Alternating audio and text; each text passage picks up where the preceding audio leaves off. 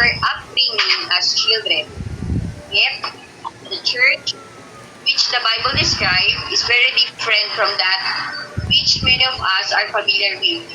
How is the church described in the Bible, and how we, as believers in Christ, relate to the church?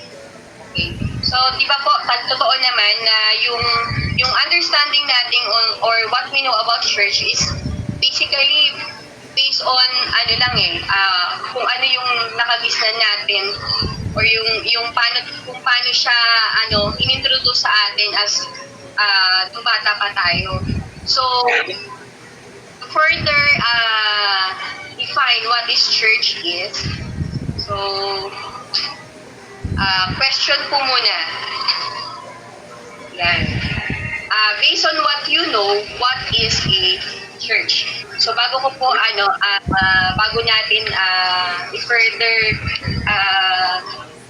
study yung meaning talaga ng church, what is a church is, kayo po ba based on what you know, or based on what yung na-introduce sa inyo bago pa kayo maging Christians, or now as a Christian, ano po yung pagkakaalam niyo about church?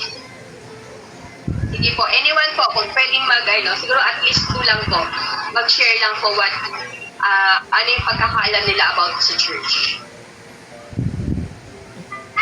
Ako nung bata ako, ang intindi ko ng church is infrastructure, building siya, simbahan, literal.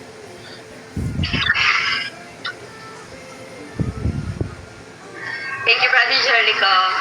Okay. Sino pa po? Same din kay Brother Jericho. Yung pagkakaintindi ko pa